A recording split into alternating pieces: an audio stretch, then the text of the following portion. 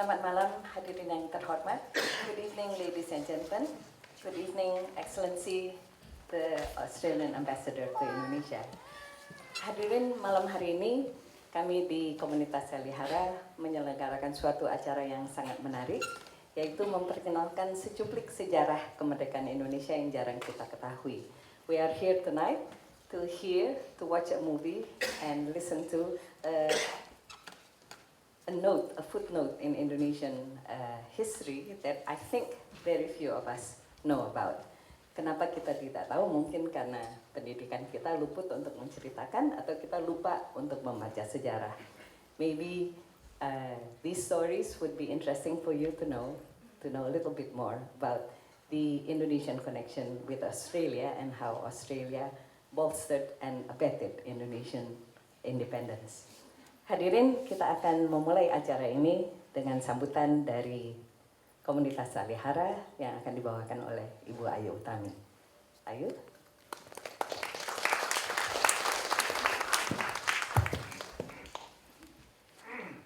Selamat malam, His Excellency, the Ambassador of Australia, Mr. 𝘺𝘢𝘀. Ladies and gentlemen, good evening. First of all, I would like to thank the Australian Embassy for the support for this evening program. This evening program is connected to the project of literary exchange organized by Asia Links, in which Salihara is a partner organization. And the project is called Tulis, in which every year 1 or 2 writers from Australia will take residency here, and 1 or 2 Indonesian writers also take residency in Australia. And this is the second year.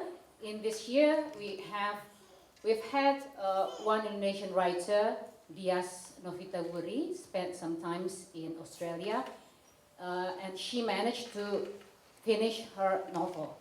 And we hope that the novel will have success this year, the end of this year or next year.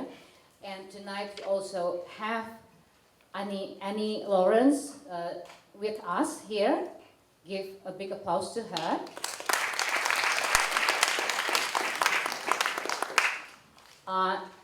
She's doing some research for her literary works that relate to the Indonesian-Australian love affair during the revolutionary time or the independence war. It's a great theme and great topic for us to learn also tonight, and hopefully in the future, probably after you publish it, the novel will be translated into Indonesian. Our moderator, very kind moderator, 𝘺𝘢𝘀, will make a further introduction about Annee Lawrence, about the films, semi-documentary films, and about the also a very important speaker tonight, Bonnie Triyana. And my job or my part is to introduce the program as our concern and our general interest to enhance or strengthen understanding among people of different cultures and nations. And for that purposes, Salihara has festivals, and we will have our performance, international performance festival, SIPFest, this August. So please come back again to Salihara this August. And we also have the Literature and Ideas Festival every October that will also have some Australian writer to be presenting her works. And this year is the 10th anniversary of Komunitas Salihara. And thank you. We keep our best to serve our lovely city, Jakarta, with high quality art, literature, and intellectual programs. And we thank all of you for your support and friendship throughout these 10 years. And I thank all of you again to be with us this evening, and we will continue with the very important topic that most of us don't understand tonight about the love affair between Indonesia and Australia during the revolutionary time. Thank you very much.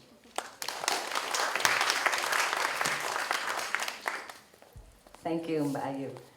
Hadirin, kini kami akan mendengarkan sambutan dari Duta Besar Australia untuk Indonesia. We will now hear a few words, a few remarks from His Excellency, the Ambassador of Australia to Indonesia, Mr. Gary Quinlan. Excellency.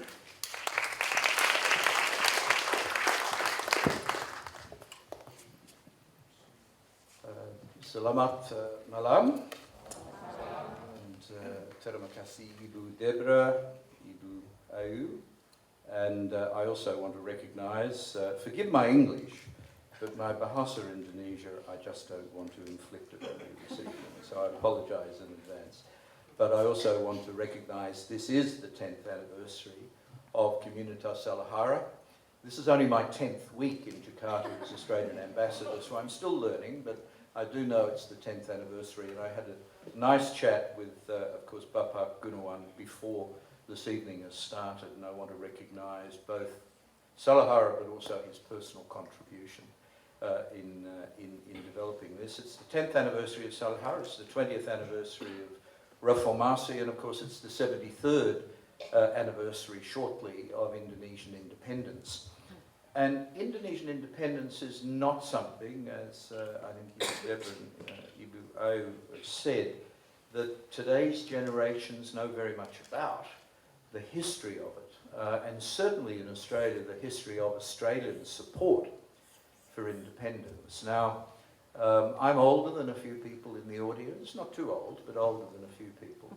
And when I was in primary school in Australia, and I mean 9 years old and 10 years old, we studied in a course called Social Studies Indonesian Independence. We knew who President Sukarno was, we knew who Vice President Muhammad Hatta was. We actually studied the history of Indonesian independence and the involvement of our own country in achieving that independence because it was so vital, it was so real, and it was so recent. But also it was so vital and seen as such in my own country at the time. But time evolves, and now we need to re-engage new generations today with better understanding of our own histories. All societies face this problem. How do we actually communicate our own histories to new generations today? It's because of the world we live in, the digital world, the incredible flow of information, and also the fact that everything is so immediate, so instant, and the way in which we approach things is a bit different. We were extremely energetic. We'll see a movie tonight, Indonesia Calling, which will show some aspects of Australia's support. Certainly, we were probably Indonesia's, the independence movement's strongest international supporter. In 1947, when the Dutch, and this is history, sort of brought in the police actions and all the rest of it, the Indonesian movement appealed to us to take the issue to the United Nations Security Council, which of course at that stage was barely 2.5 years old after the Second World War. We did so, and we developed with China, closely cooperating with China at the time, a resolution to establish a peacekeeping process and monitors to monitor a ceasefire. Australian participants, very strong military observers in that ceasefire observation. These were the first peacekeepers the UN has ever used. And in fact, it's interesting to see, this is Security Council in Indonesia, of course, will be a member of the Security Council as of January next year, just elected in a very emphatic vote, congratulations. But also Indonesia today is one of the top 10 peacekeeping contributors in the world. A good deal of international peace and security through the UN depends on Indonesia's peacekeeping contribution, and you're committed to increase that contribution. So it's interesting how history evolves, and I think it's a nice little point. The only other comments I'd make is about the film we're going to see. It speaks for itself, but what it's about is the so-called Black Armada, and that is Dutch ships loading in Australian ports, both troops, police troops, and armaments to quell the independence revolution in Indonesia.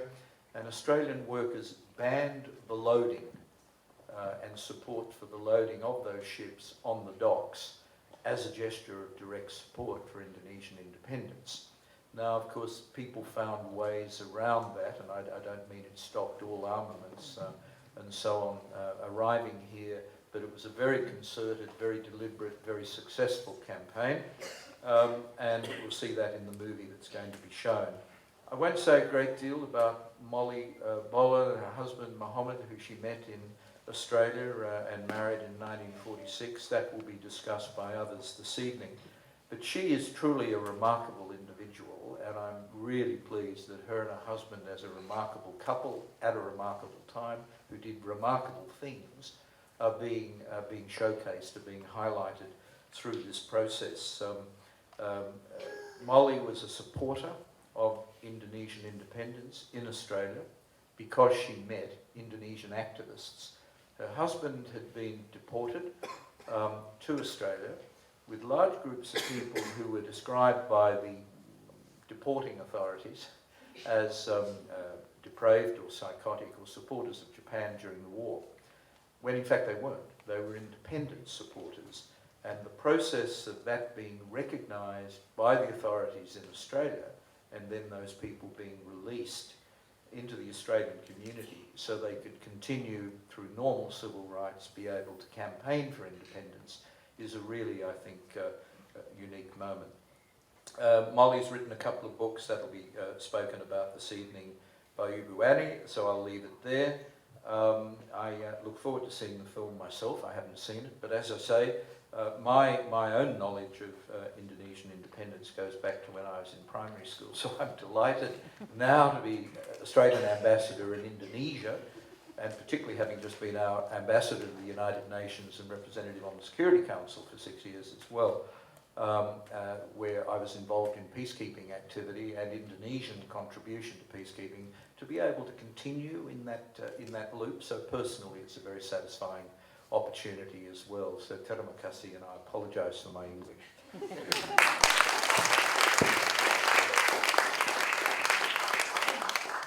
Thank you, Ambassador. Tadi Pak Dubes menjelaskan sedikit mengenai filmnya. Judulnya Indonesia Calling, yang adalah seruan yang dipakai oleh aktivis Australia untuk mendukung kemerdekaan Indonesia. Jadi ini mengisahkan suatu cuplikan sejarah para tahanan dari Digul yang dideportasi ke Australia, kemudian mereka melakukan kegiatan-kegiatan nasionalis tentu saja, tapi didukung oleh para pekerja pelabuhan di Australia untuk memboikot segala aktivitas pengapalan, persenjataan, dan pemasokan suplai ke Indonesia yang akan meredam perlawanan Indonesia untuk membela kemerdekaan Indonesia. Saya kira kita langsung saja mulai dengan filmnya Indonesia Calling. Hadirin yang kami muliakan, selamat menonton.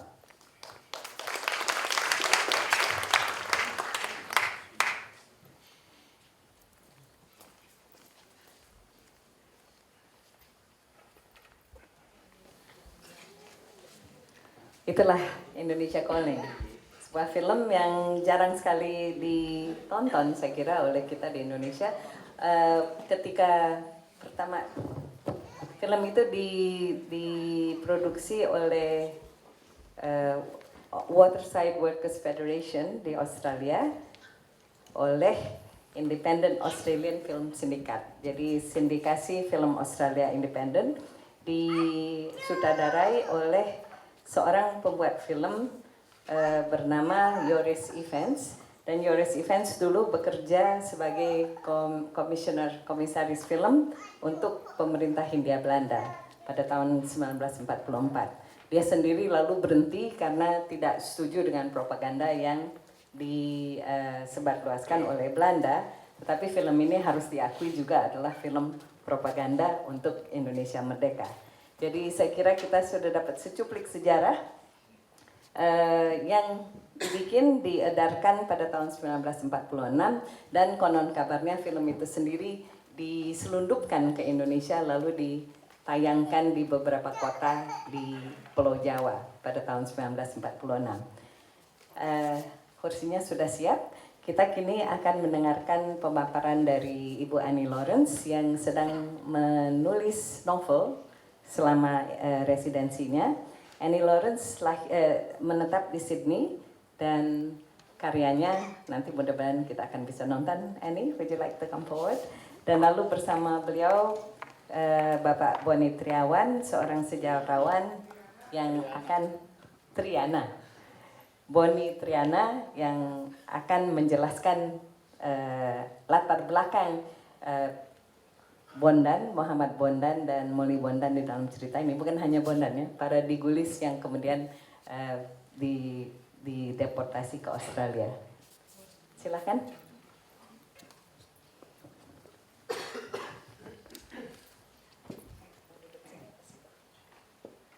Oke, Annee Lawrence menetap di Sydney.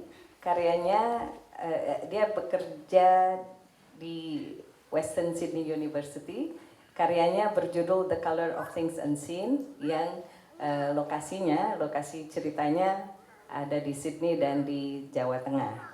Sudah diterbitkan. Is your book out already? No? Oke. Akan diterbitkan Maret tahun 2019. Saat ini dia sedang sibuk menulis. All the time here in Salihara, you've been working very hard. Yes? And we'll be seeing your work when?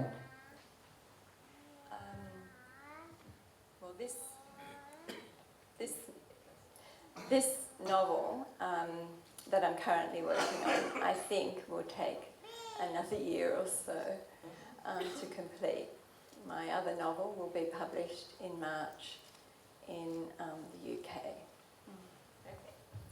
Katanya masih setahun dikerjakan, jadi kita harus bersabar nunggu sampai tahun 2020. Oke, Annee akan memaparkan sedikit. You're going to talk about border crossings, hidden stories, new narratives. Oke. Silahkan.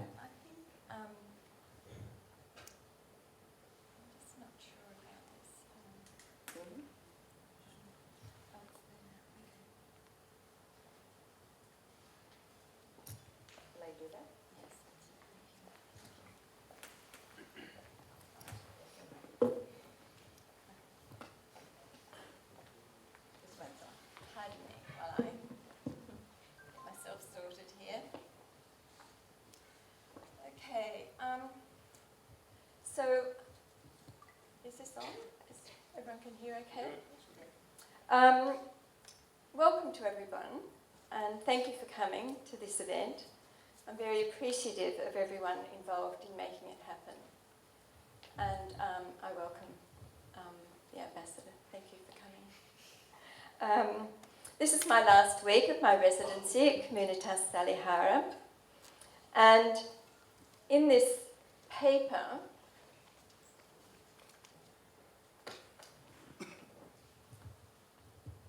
I want to explore the relationship between the historical research I have been conducting and the creative writing of a novel based on that research. I begin with this quote which captures the to and fro between the writer and her research. Research is a search that moves along the boundary between knowledge and the unknown. And because it sets out to grasp what cannot yet be thought, it is like playing in the dark.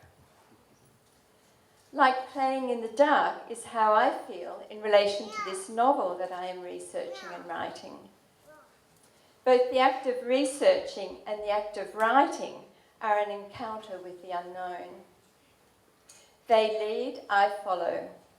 In the writing, I submit to being played by circumstance and language. And in doing so, I am reminded to put ethics at the centre by being open to dialogue, vulnerability, listening, and the pressure that is placed on my preconceptions, certainties, beliefs, and prejudices. In the very choice of this area of research, I encounter the poetics of double and multiple displacement that stretches my imaginative capacity to its very limits and brings me to a constant state of uncertainty. In a recent talk by the Irish short story writer Claire Keenan in Sydney, she talked about the difference between the novel and the short story. The novel, she argues, the story, she argues, must maintain attention, and this makes focalization or point of view critical. Therefore, she says, what she tries to do is give the microphone to the person who least wants it. Her saying this is like a revelation to me, but perhaps it is what all good writers do naturally.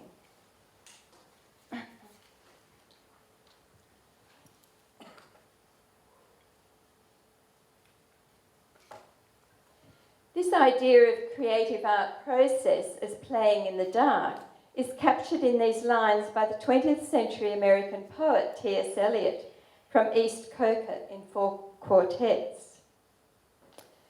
You say I am repeating something I have said before. I shall say it again. Shall I say it again? In order to arrive there, to arrive where you are, to get from where you are not, you must go by the way wherein there is no ecstasy. In order to arrive at what you do not know, you must go by the way which is the way of ignorance. In order to possess what you do not possess, you must go by the way of dispossession. In order to arrive at what you are not, you must go through the way in which you are not. And what you do not know is the only thing you know. And what you own is what you do not own. And where you are is where you are not.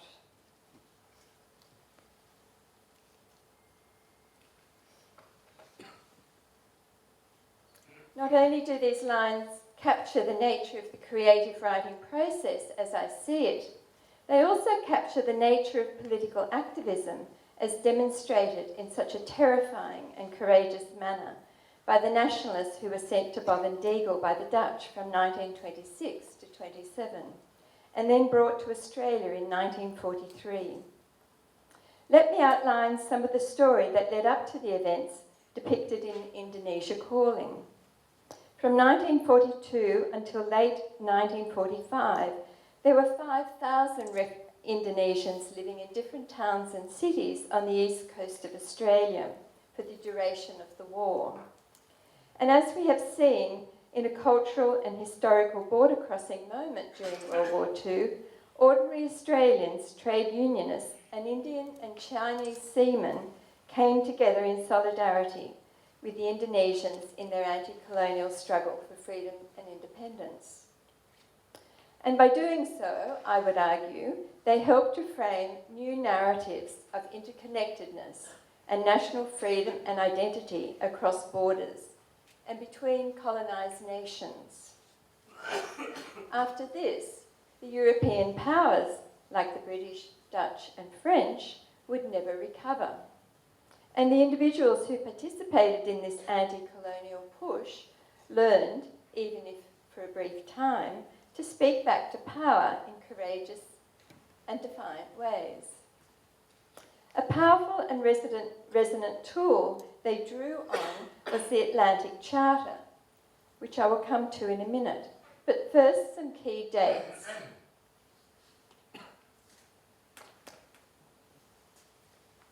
So May 1940, the Germans occupy the Netherlands. The Dutch government in exile is set up in London. 8th of March, 1942, the Dutch surrender to the Japanese army. 8th of April, 1942, the Netherlands Indies Commission is set up in Australia. headed by H.L. van Mook and with Van der Plas as Chief Commissioner for Australia and New Zealand. March 1942, Indonesians are stranded in Australia. They are mostly seamen and soldiers, assorted tradespeople, and some families. February 1943, the Dutch become concerned the Japanese might press forward into Dutch New Guinea and decide to evacuate political refugees that are interned in the upper reaches of the Deagle River, 450 kilometres upstream from the town of Merauke. The history of Bob and Deagle is central to what took place in Australia, and even trying to empathetically imagine the lives and experience of Deagleists living, I'm going to call them Deagleists because I hope that's okay with everyone, living at either Tanamera and 𝘺𝘦𝘳𝘢𝘳𝘢, and that of the women and children who lived with them, involves an ethics of care and responsibility of interpretation. And Bondan himself, who was interned at Tanamera and never went to 𝘺𝘺𝘳𝘢𝘳𝘢, felt it was important to try to comprehend what the resistors who were sent to 𝘺𝘺𝘳𝘢𝘳𝘢 endured and achieved. In Spanning a Revolution, Molly Bondan includes the transcript of an interview by Bondan with Simono Mustafa in the 1970s. Simono was the fourth child of Kadiran and his wife, and he was born in Tanamera in 1931. At the age of 6, he and his mother and 5 siblings were sent with their father to 𝘺𝘺𝘳𝘢𝘳𝘢, where they lived for 5 years and another child was born. At the time, only 5 exiles in 𝘺𝘺𝘳𝘢𝘳𝘢 had their families with them. 𝘺𝘺𝘳𝘳𝘢𝘳𝘢 was completely isolated from the outside world, except when supplies were brought once a month on the first day of the month. There were no shops, no clothes were ever supplied, and they had no money. Food rations consisted of rice, dried mung beans, tea, sugar, salt, salted fish, coconut oil, and kerosene. But only once were they supplied with mosquito net and blanket to protect them against the swarms of malaria mosquitoes. The most common illnesses were malaria, blackwater fever, TB, and mental illness, and the indigenous inhabitants were hostile to their presence. The only way they could return to Tanamera was if they asked forgiveness of the Dutch authorities and promised to work for them. By 1943, only 20 people remained there, including Kadiran and his family.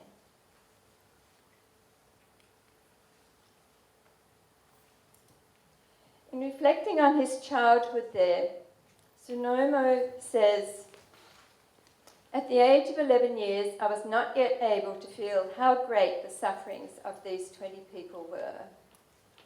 I actually get quite emotional when I'm reading this, so.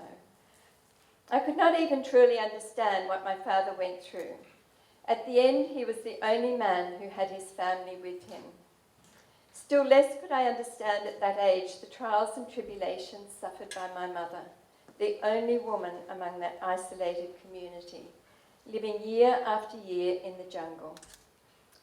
For me, at 11 years of age, the jungle and the mountains, the rain falling on the trees, the light of the sun rising above the waters of the Deagle River were all I had ever known. They were my friends and never ceased to please me." As Simono tells it, most of the men at 𝘺𝘺𝘳𝘢𝘳𝘢 had been well off before their arrest. Yet even in this situation, he says, not a man amongst them, these 20 men, showed any sign of considering himself a hero. On the other hand, they consciously and very deliberately opposed the Dutch authorities in Indonesia and considered their opposition natural and necessary in order that freedom and justice for their people might be won. None of them today are known as Pahlawan.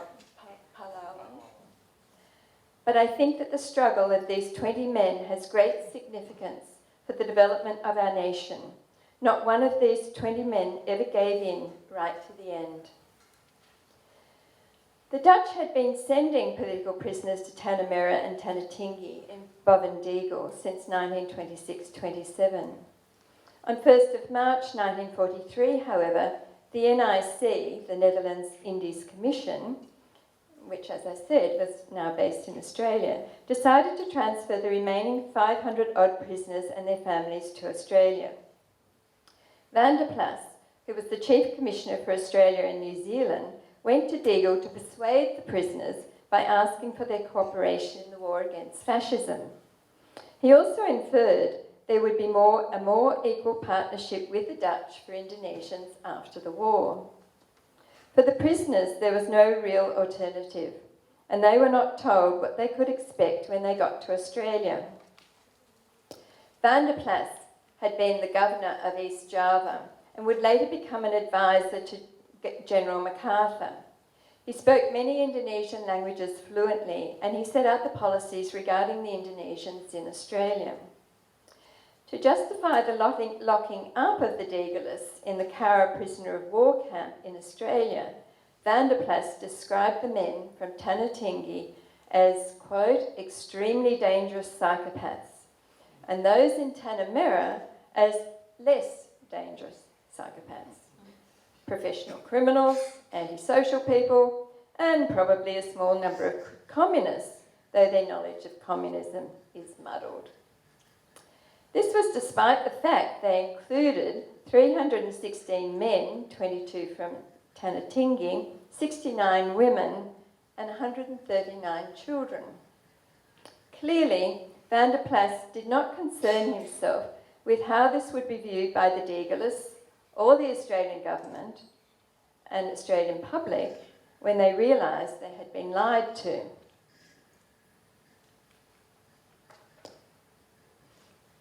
The word cosmopolitanism has been defined as meaning a citizen of the world, a member in a universal circle of belonging that extends beyond the particular given ties of kinship and country. The term new cosmopolitanism, however, is defined by Pernilla Verbner and others as emphasising empathy, toleration, and respect for other cultures and values. Thus, at its most basic, it is about reaching out across cultural differences through dialogue, aesthetic enjoyment, and respect, of living together with difference.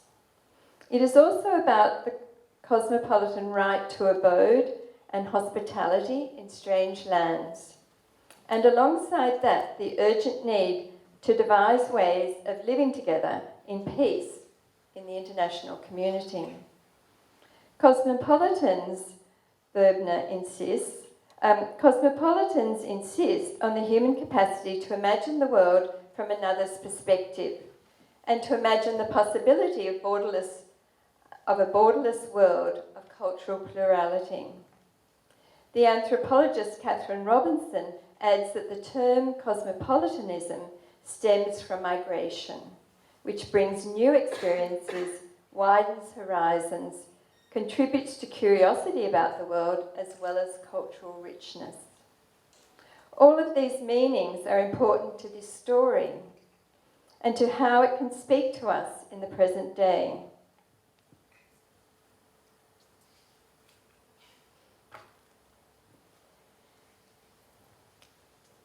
Jan Lingard's novel, Jan Lingard's scholarly history, Refugees and Rebels, Indonesian Exiles in Wartime Australia, was the initial inspiration for writing this novel. It uncovers a unique period of interconnection in Australian, Indonesian and colonial histories that took place on Australian soil between 1942 and 1947. At the time, Australia set aside its infamous White Australia policy to open its doors to refugees stranded by war. There are other accounts, of course, such as the documentary we have just seen, Rupert Lockwood's The Black Armada, Molly Bondens, In Love with the Nation and Spanning a Revolution, Charlotte Moranis' Echoes autobiographies, Margaret George's Australia and the Indonesian Revolution, and a number of Indonesian writings about Deagle by ex-Deagleists that I haven't been able to read because I can't read Indonesian, but Bonnie tells me I must read them. So I'm just putting them up here for you to see. And maybe Bonnie will talk about some of their, what they reveal about Deagle as well. In this abbreviated account of some of the events that took place from the time the Deagleists were brought to 𝑘𝑎𝑟 POW camp, I will briefly mention some Australian women who became involved in their cause. As soon as the Tanamera Deagleists disembarked from their ship, the Boff, in Brisbane, they were given warm clothes, all coloured red, to depict their status as prisoners of war. They were then put on a train to 𝑘𝑎𝑟 in New South Wales, where they arrived in June 1943 during a bitterly cold winter. So I've got some images here of 𝑘𝑎𝑟 POW camp, and this is a present day one, but I included this because it kind of gives you a sense of the landscape that they arrived in. And there's a kind of a rough drawing of the camp. And here's some images of the Indonesians taken at 𝑘𝑎𝑟 in September 1943. And you can see how many women and children there are here.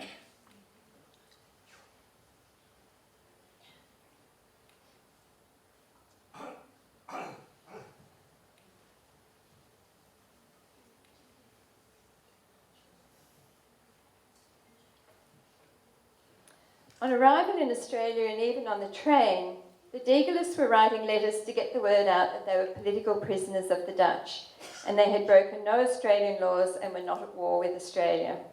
Their only crime, they pointed out, was having been activists and patriots for an independent Indonesia.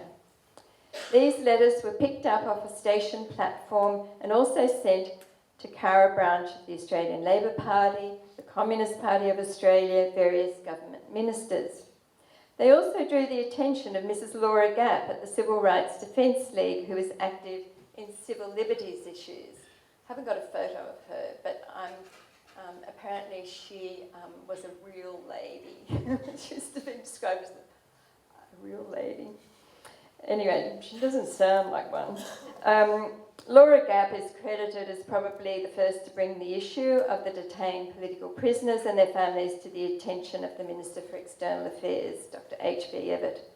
Her other actions including raising a storm at the Dutch consulate in Sydney and gate-crashing a Dutch-run medical clinic to demand better treatment for sick prisoners, ex-𝘚𝘦𝘳𝘭𝘫𝘢𝘳𝑢𝑟, who were detained at Liverpool.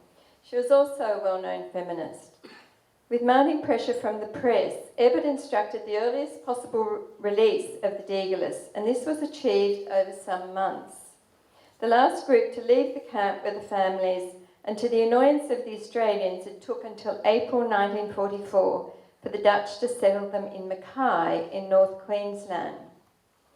In Australia, the NIC had set up a structure by which the Indonesians could find lodging, work, allowances and other help, and through which it could control their movements. In each of the main ports, Aruma, Indonesia was established as a meeting place. There was also the Netherlands Indies Government Information Service, which operated in Melbourne as a press agency, monitored radio broadcasts from occupied Indonesia, broadcast to Indonesia, photographed and filmed news and events, and published newsletters in Dutch and Indonesian. On their release, a number of Deagalists were also employed to work there. Others who played an active role were Clary Campbell, who worked closely with the Indian seamen, Molly Warner, who became Molly Bondon, Phyllis and John O'Johnson, and Sylvia Mullins. All combined a political interest in decolonisation with warm friendship, and they were among the many people who attended the social clubs for Indonesians and Indians in Sydney. I seem to have lost some of this slide, but this is the photo taken of Molly and Bondan and their baby some years, a year or so later. So Molly Bondan, who would go on to marry Muhammad Bondan, who was sent to Deagal along with Hatta, Sultan Syahrir and other members of the PNI in 1937. Molly was part of a group of artists who met up every year to paint banners for the 8-hour day march, and every year they would discuss how Australia needed to become more independent of Britain and engage more closely with near neighbours. As a result, they decided that as the Dutch East Indies was Australia's closest neighbour, they should see if others were also interested in forming an association to try and learn more about its people. Following a preliminary meeting in November 1944, the Australia-Indonesia Association had its first official meeting on the 3rd of July 1945 in Sydney, and Molly Warner was elected as honorary secretary. The event was well attended by Indonesians, and the AIA's stated aim was to promote friendly relations with a region of which Australians have little knowledge, yet a region that will play an important part in Australia's sphere of foreign affairs in the post-war period.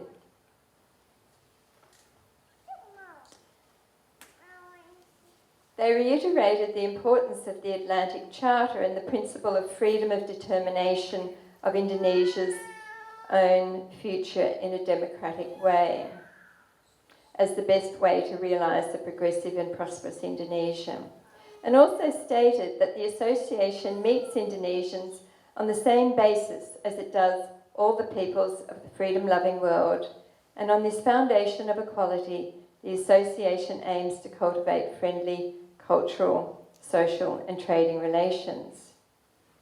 Prior to this, and given that neither Molly nor any of the others who first met to discuss the forming of this association had ever met any Indonesians.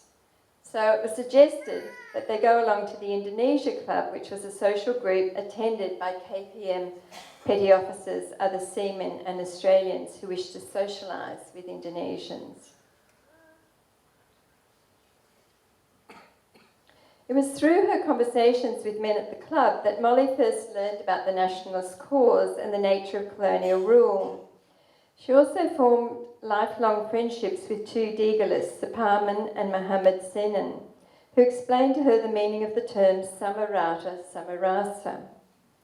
As Molly later describes it, this term meant equitable treatment coupled to a positive sense of reality. For Molly, this political thinking that went beyond equal economic treatment and prioritised a sense of equality and satisfaction was both original and enlightening. After the Japanese surrender and when the news reached the Indonesians by radio that Bung Sukarno and Bung Hatta had jointly declared independence on the 17th of August 1945, the Indonesians in Australia launched plans to defend the proclamation. They set up Indonesian independence committees in Sydney, Mackay and Melbourne with ex-Deagalists as leaders and called on NEI soldiers to respond to calls to defy the Dutch and disobey orders. In a further action, Indonesian seamen walked off the ship, the Bontico, in Brisbane Harbour after cases of ammunition were discovered being loaded onto the ships. And we saw how this led to the boycott. A key influence on this widespread trade union action in support of independence was the Atlantic Charter. and we've heard it mentioned several times in the film. This was a one-page policy statement signed by Prime Minister Churchill of the UK and President Roosevelt of the USA on the 14th of August 1941. It presented 8 key principles that set the goals for restoring order in the post-war world.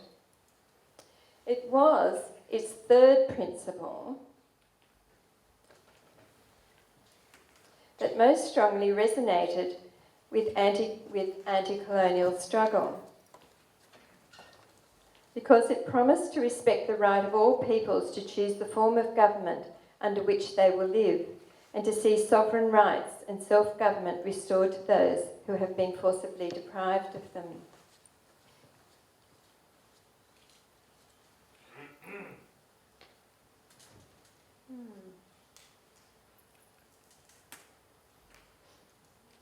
Okay, I've lost a slide. In Brisbane, the Central Committee for Indonesian Independence, 𝘺𝘚𝘫𝘢𝘺𝘚 was set up with Bondan as Honorary Secretary, and there were calls for the Australian Government to ensure that all Indonesians could choose to be safely repatriated back to Republican-held areas. This was a great concern, and the Australian Government agreed to this request, despite opposition from the Dutch. So the first ship to set sail was the Esperance Bay, with 1,416 on board. On the day of its departure in Sydney, Molly Warner was approached by returning seamen who had been told by the shipping owners that the withheld portions of their seamen's wages from June 1943 to September 1945 would only be paid after they returned to Indonesia and proved their loyalty. The seamen asked the Australia-Indonesia Association to help recover the monies owed, and Molly agreed to see what she could do once they provided her with the necessary documentation. When the ship set sail, before this could be properly settled, Molly took the overnight train to Brisbane to pick up the rest. In effect, approximately £110 was owed to each of these seamen, and £100,000 collectively. This was how Molly got to go to Brisbane and become even more entangled in Indonesian exile affairs. In the beginning, this was by helping out at 𝘺𝘚, and then through marriage to Bondan, whom she met there.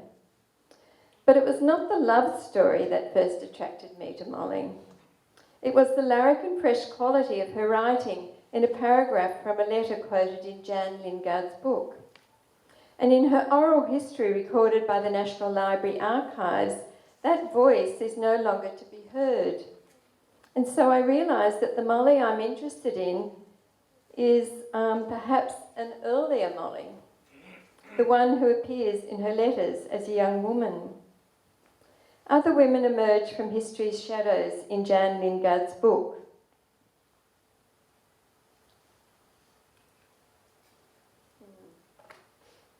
Phyllis Johnson and her husband 𝘺𝘢𝘀 Johnson were frequent visitors to the Indian Seamen's Club. 𝘺𝘢𝘀 was a violin maker. They were members of the Communist Party of Australia, and they began working side by side with the seamen to support Indian crews that carried on the ban on the Dutch ships after the Indonesian seamen returned to Indonesia.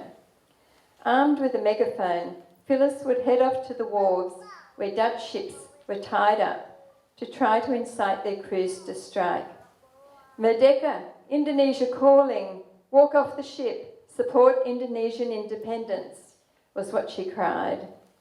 As well as participating in pro-Indonesian demonstrations, the Johnsons also engaged in fundraising activities in support of the strikers, and Phyllis and another activist would go from work site to collect donations to feed and house them.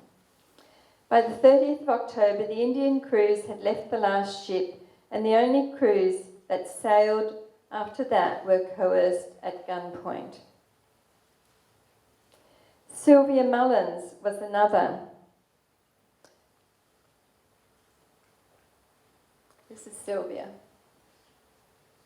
When the British ship the Stirling Castle arrived, and we saw images of a reenactment of that in the documentary, arrived in Sydney with Dutch troops on board that were headed for Indonesia, Sylvia Mullins and other protesters were captured on camera as they demonstrated on the wharf, calling to the Dutch soldiers to leave the ship.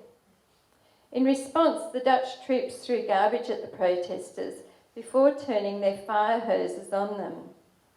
This photo, as historian Heather Goodall notes, quickly became a symbol of growing Australian opposition to the Dutch presence and their sometimes violent and clumsy attempts to silence opposition.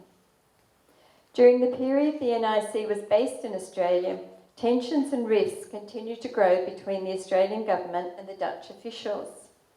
What comes across most strongly is the political and intellectual nous of the ex-Deagalists and others in driving a pro-independence agenda and resistance to the Dutch, while developing and linking into local, national and international political support networks. So where does that leave me as a novelist? It seems that if I am to write, I have to set all of this history to one side. There is too much light in this history and too much certainty and closure. Writing means returning to playing in the dark, with language, words, sentences, point of view, character, tension, ambiguity, form, metaphor, narrative, conflict. These are the writer's tools that allow us to find our imaginative way into the cracks and crevices of history.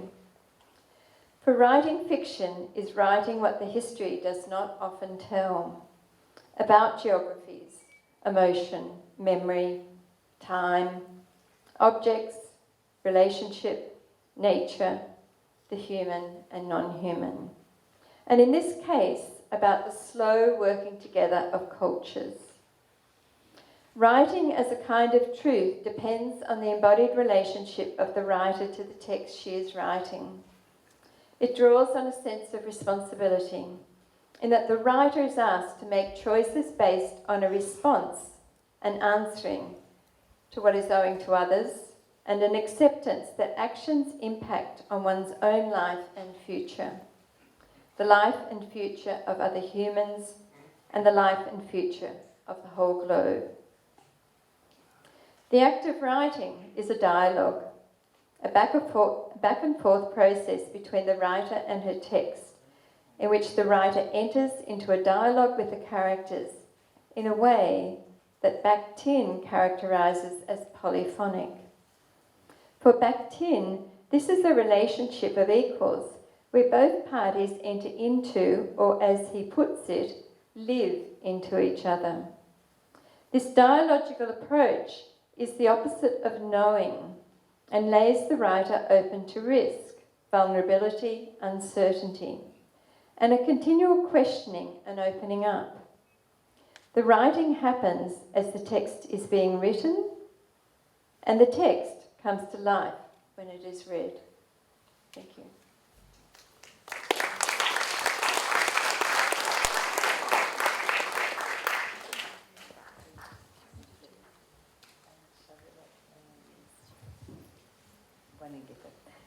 Thank you, Annie.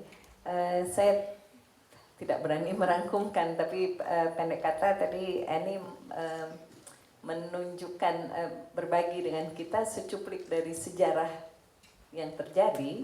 Jadi bukan fiksinya, jadi hal-hal yang terjadi, dukungan Australia, jadi dukungan sebetulnya bukan pemerintah, oleh masyarakat biasa, orang-orang biasa, pekerja pelabuhan, lalu sekian orang yang ikut tergugah dengan adanya negara baru tetangga mereka yang sudah menyatakan merdeka tapi tidak diakui oleh pemerintah kolonial.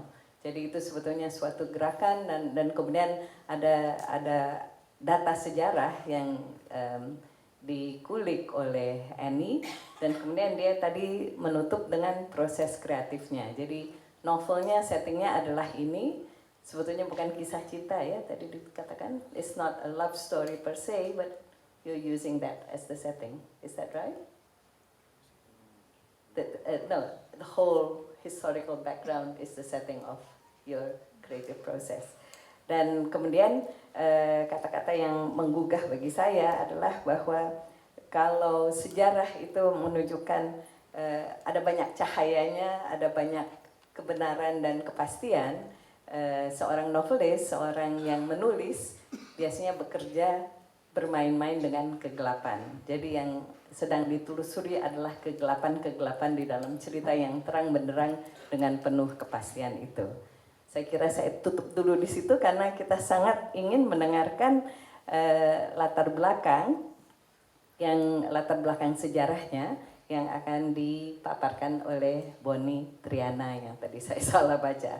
Bonnie seorang sejarawan, saat ini memimpin majalah sejarah populer pertama di Indonesia bernama majalah Historia. Silahkan Pak Bonnie. Ya, terima kasih. Cek. Terima kasih, selamat malam. Saya bicara dengan Annee minggu lalu dan 2 minggu lalu diskusi tentang rencana novel dia. Terus terang tadinya saya agak ragu-ragu untuk memberikan pandangan karena saya bilang saya kurang begitu ahli kalau di hubungan internasional, sejarah hubungan internasional antara Indonesia dengan Australia. Tapi saya memberikan masukan tentang bagaimana melihat konteks peristiwa bagaimana Digul itu bisa ada, dan pertanyaannya kenapa seorang Muhammad Bondan bisa pergi ke Australia, bisa bertemu dengan Molly, dan bagaimana ceritanya dia bisa masuk ke Digul, dan apa itu Digul, dan kenapa orang pergi ke Digul, dan kenapa orang-orang dihukum di sana. Baik, mungkin semua sudah tahu bahwa di sini Annee akan menulis tentang seorang tokoh ya, namanya Muhammad Bondan. Dia anggota PNI, Perserikatan Nasional Indonesia, kemudian menjadi Partai Nasional Indonesia tahun 27 dan kemudian menjadi Pendidikan Nasional Indonesia. Jadi Bondan ini orang Cirebon dan dia terkesima dengan pidatonya Bung Karno sehingga dia memutuskan untuk bergabung dengan pergerakan dengan Perserikatan Nasional Indonesia dari usia yang sangat belia, 17 tahun.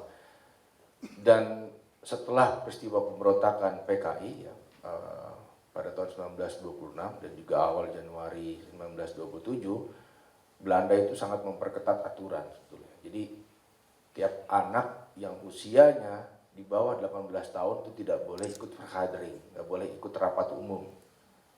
Jadi kalau ketahuan dia akan diusir ya, tidak boleh.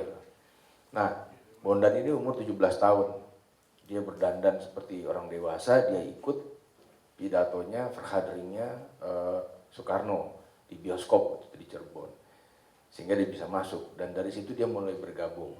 Tapi apa yang terjadi, PNI tak lama setelah berdiri, bulan Juli 1927 itu dibubarkan. Agak sedikit ke belakang, kenapa dibubarkan? Karena mereka dianggap mengganggu ketertiban, kemudian melakukan pemberontakan segala macam. Sebenarnya kekhawatiran ini sudah ada ketika Dr. Cipto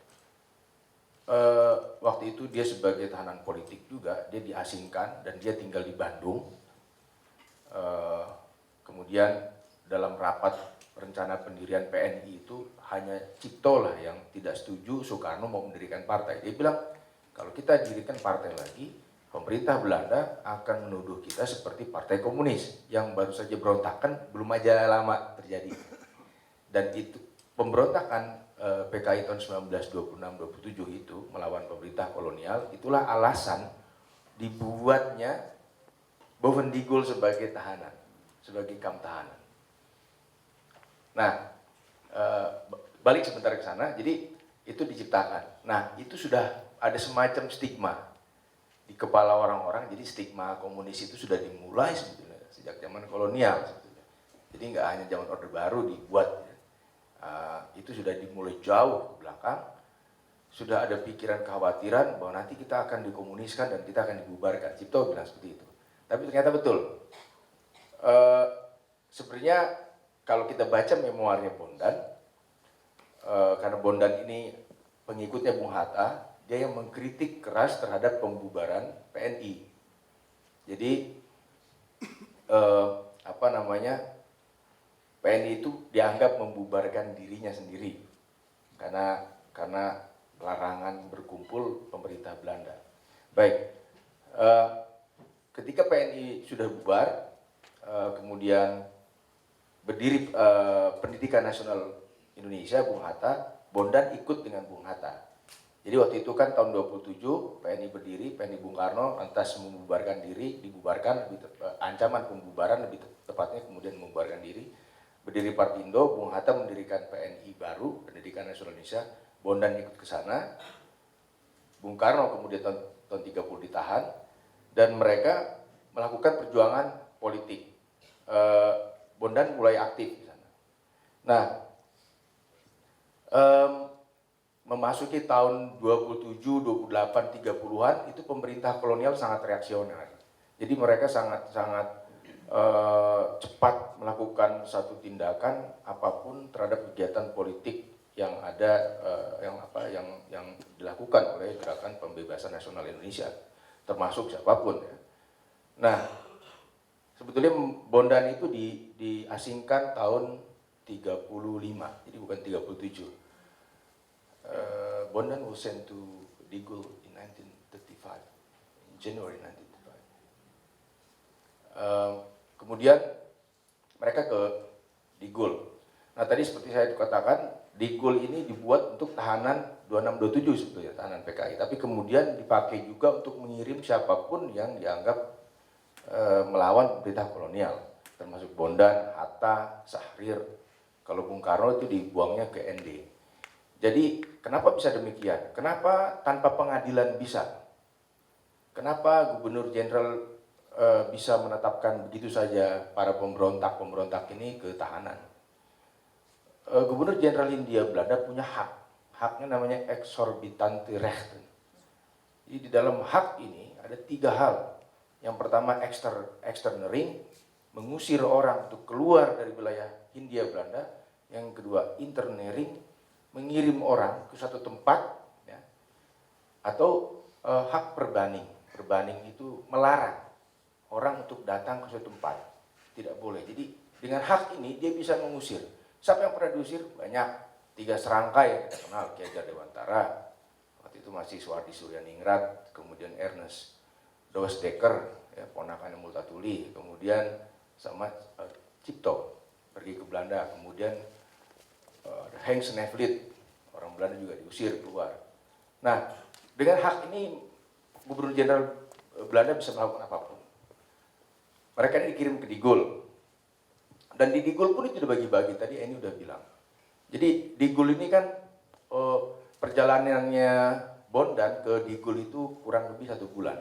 Dia Januari dari Tanjung Priok berangkat, berhenti Jawa Timur, berhenti Makassar. Kemudian baru datang di de Gaulle itu bulan Februari 1935. Saya coba rangkum sedikit ya untuk Annie. So Bonnie is giving us a little background of how de Gaulle came into being. It started in Cirebon when Bondan was only 17 years old. He went to attend a speech given by Sukarno and was fired up with revolution, and he was only 17. He pretended to be a grown man entering, and he was fired up with this revolutionary zeal. And in 1926, 1927, the Indonesian Nationalist Party was disbanded by the colonial government. But they used that as an excuse to send over zealous nationalists to de Gaulle. De Gaulle was created actually for this, for a communist uprising. So in between that, nationalists were scared of being branded communists, yeah? And so there was always that discrepancy between what being a nationalist and a communist was, and I think we have repercussions to this day with that misunderstanding of the terminology. But anyway, we're now into 1935 when Badan finally reaches di Gul. Ya. Dan kemudian di Gul ini semua tahanan, di Gul dibuat pertama kali diperintahkan oleh Gubernur Jenderal Assedi de Graaf. Ya. De Graaf ini meminta bulan Maret itu dibuka di Gul 1927. Kemudian sekitar bulan Juni sudah datang, termasuk Marco. Dan di sana kampnya itu dibagi, tanah merah dan tanah tinggi. Nah, tanah merah itu ibu kotanya lah, gitu ya. Tanah tinggi ini hutan rimba, dia harus pergi lagi 45 km ke arah hulu Sungai Digul. Dan tahanan itu dibagi dua, ada yang naturalis, orang yang mau bekerja sama dengan pemerintah, dia digaji sekitar 40 gulden kalau nggak salah, atau jadi werkwilliger ini orang yang mau bekerja dengan Belanda, pemerintah, bekerja kasar dan dibayar 40 gulden, atau naturalis yang menolak untuk kerjasama tapi dapat tunjangan, ada 6 atau 7, bentuknya in natura, ikan asin, beras, segala macam. Atau ada orang yang sama sekali menolak, itu akan dikirim ke tanah tinggi. Salah satu yang tokoh terkenal itu Ali Arham. Dia dari Partai Komunis Indonesia, menolak, dia mati di sana. Dan saya kira mungkin ada sekitar kurang dari 200 orang yang disebut sebagai dieharder ya. Mereka di tanah tinggi, dan kemudian lambat laun juga berkurang karena pindah. Tapi ada sebagian yang bertahan di sana. Mas Marco Kartodikromo salah satu orang yang bertahan, tapi kemudian dia sakit. Dia dipindahkan ke Tanah Merah dan dirawat di sana, kemudian meninggal. Nah, ini dibagi-bagi ya. Jadi tempat dibagi, kategori tahanan dibagi. Bondan apa waktu itu? Bondan memilih menjadi seorang naturalis. Dia tidak mau bekerja dengan Belanda, tidak mau mengerjakan apapun, tapi dia dapat tunjangan dalam bentuk makanan tadi, hak tahanannya. Syahrir bagaimana? Syahrir menerima. Syahrir jadi werkwilliger. Jadi seorang yang mau kerja dengan Belanda. Dengan alasan, menurut Bung Hatta, dia butuh uang untuk kirim surat buat istrinya di Belanda. Maria de Chateau, mantan istri dari temannya, Salomon Tas. Nah, Hatta menjadi seorang naturalis. Jadi, tapi menurut Bondan, mereka tidak membeda-bedakan itu. Jadi itu tidak dianggap satu persoalan. Walaupun ada ejekan kepada Budi Sucitro, bekas sekretaris Partai Komunis yang tadinya di Tanah Tinggi, dia kemudian pulang jadi Stalin katanya. Jadi Stalin itu dia akhirnya terima juga uang dari pemerintah gitu. Padahal dia dieharder dari Tanah Tinggi, dia mau juga, itu ejek-ejekan di kalangan mereka. Nah, keadaan di Gul seperti itu. Artinya memang ini tahanan politik ya. So the Governor General had extraordinary rights to do anything to so-called rebels. So they could, the Governor General of the Dutch East Indies had 3 extraordinary powers to expel rebels, to jail them, or to send them off to these remote outposts, one of them being di Gul. There, they were divided into 3 big camps. In Tanah Merah and Tanah Tinggi. In Tanah Merah and Tanah Tinggi. But the naturalists are those that did nothing to do with the colonial government. The other one was yang tidak mau yang mau bekerja tapi menerima. Namanya apa? Werkwilliger. Okay. Yeah. That. Willing to work. The people willing to work for 40 guilders a month, so they got a remuneration. The other group